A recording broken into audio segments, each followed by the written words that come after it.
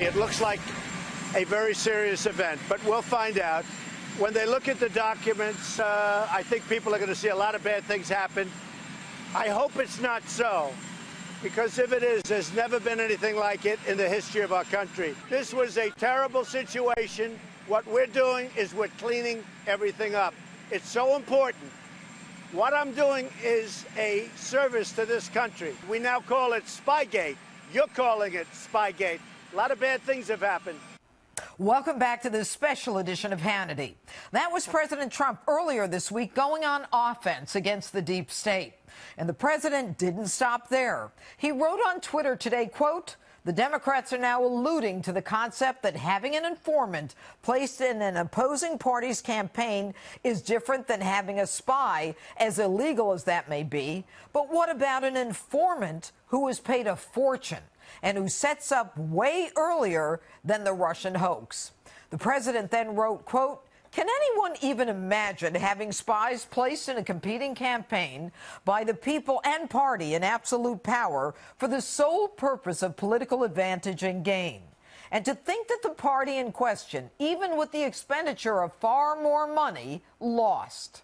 The president's comments are causing people like former CIA Director John Brennan to lash out. Take a look. What's the difference between an informant and a spy? Well, first of all, I think it's very typical of Mr. Trump to mischaracterize. He's a master of mischaracterization and dishonesty. But again, this is something that Mr. Trump is, as you said, masterful at in terms of twisting the truth in order to support his narrative. A lot of people are complaining that the FBI and the CIA and others didn't do enough to try to uncover what Russia was doing. Well, this is exactly what the FBI was supposed to do, and thank goodness they did it. Joining us now with reaction is the author of the upcoming book, The Russia Hoax. Fox News legal analyst Greg Jarrett, Judicial Watch President Tom Fitton, and Washington Times columnist and Fox News contributor Charlie Hurt. All right, Greg, I'm going to start with you.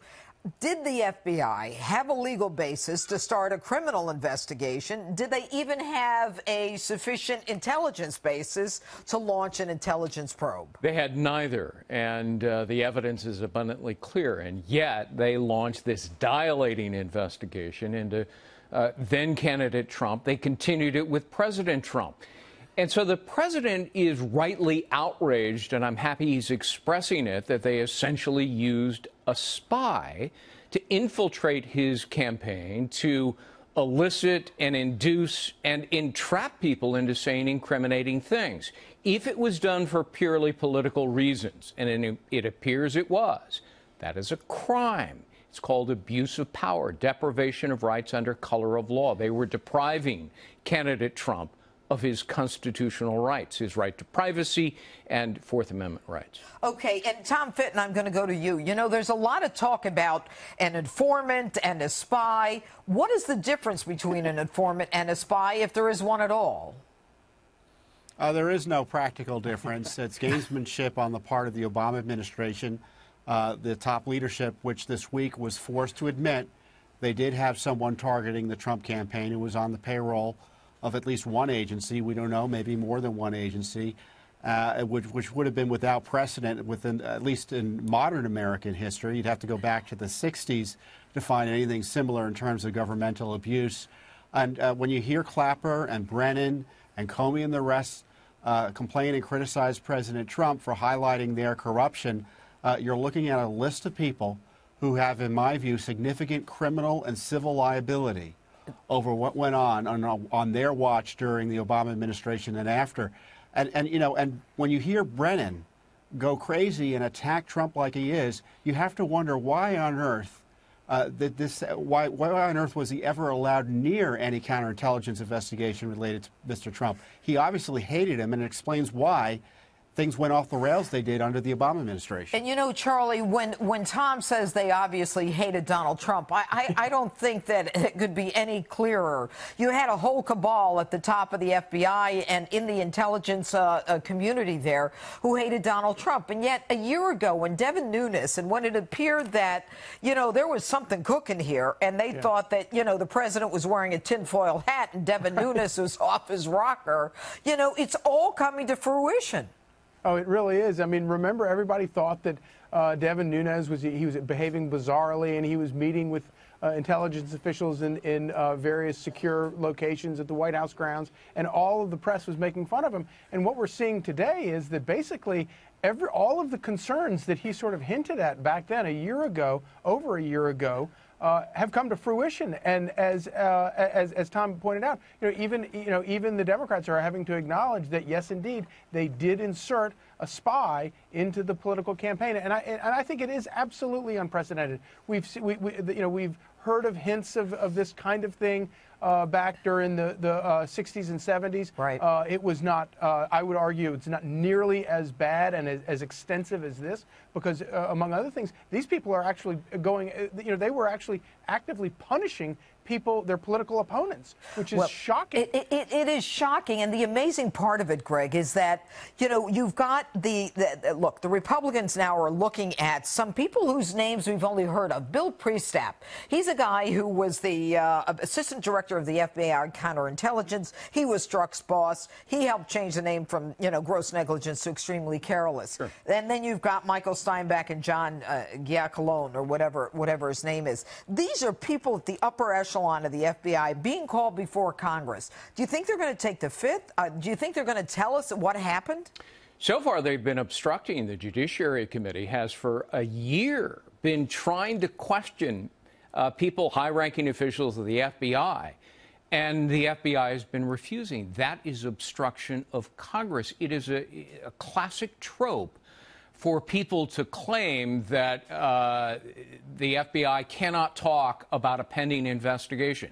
That is true except for Congress, which has a constitutional duty and a right under a lawful subpoena to obtain this information and testimony. It's obstruction of Congress to fail to comply, and the president is right to demand, as chief executive of the executive branch, that the DOJ and the FBI comply with the law. All right. And Tom Fitton, I've given you a lot of credit in the past. You have done things that Congress hasn't been able to do. I mean, it's your determination and your perseverance in trying to get records under FOIA that has gotten things that Congress hasn't even been able to get. So, right now, we've got the FBI and the Department of Justice, as Greg says, who they're stonewalling, slow walking, and saying they don't have records when, in fact, they do have records, and they have been lying. What does the president do at this point?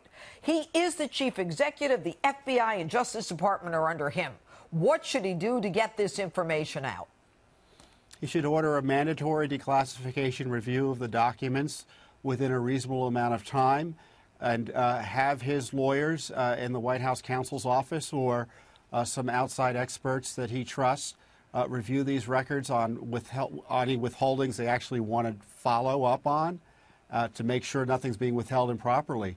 We've got these FOIA cases out there now. I mean, we're waiting on the text messages. There's a process now in court for these various text messages. He could order the Justice Department and the FBI start complying with the transparency law. These agencies don't think they answer to the president, and they don't think they answer to Congress. And I think what they're doing here, Judge, is they're protecting the Mueller operation, which has its origins in all of this spying and FISA warrants, national security letters where they're taking up the phone records of the campaign, unmaskings, and the use of the Clinton DNC dossier. That's all part of Mueller's operation now, and that's why they're resisting Congress, because they know if that gets uncovered, so Mueller's operation ends. Tom, I have been very critical of the fact that the Republicans are not doing anything. I mean, I'm not being critical of those in Congress who are doing as much as they can, but it is time to get this thing rolling. It is time for consequences, accountability. That's why Donald Trump is president. And so, I'll go to you, Charlie. I mean, what do you say to those people who say, oh, these are just more hearings to make the Democrats look bad or to force these people to testify to things they don't want to testify to and that are protected national security issues? They're stalling is what they're doing. They're all stalling. And, you look back at all the egregious things, I would say call them crimes, that were committed during the campaign and after the campaign. Why did they do it? The reason they did it with such abandon was because they thought that Hillary Clinton was going to win the election and none of this would ever come to light. It wouldn't matter. We know that. So what do we do now? And they're doing the same thing now. And they think that they're going to win control in November, and the Democrats will, Right. and they can then go and cover all of it. I think that Tom Fitton's exactly right. The president should begin declassifying everything. They should blow everything out into and have an absolute showdown, because these people do work for the executive branch. They are answerable to the legislative branch. Okay, and Greg, the final question to you. The significance of Strzok not testifying, is he cooperating? Unknown. If I were him, I'd cooperate. First of all, it's always important to tell the truth. And second of all, he can cut himself a deal because he's in serious legal jeopardy. Yeah. But, this is a classic cover-up that's taking place in Washington. Yep. They always claim the mantle of classified information, and then when it's later unredacted, we find out it was a lie. And you know what the problem is, Greg, and I have to end here. We have an absent Attorney General. Yes. And that is a loss to the American people and the president. Anyway, thank you, gentlemen.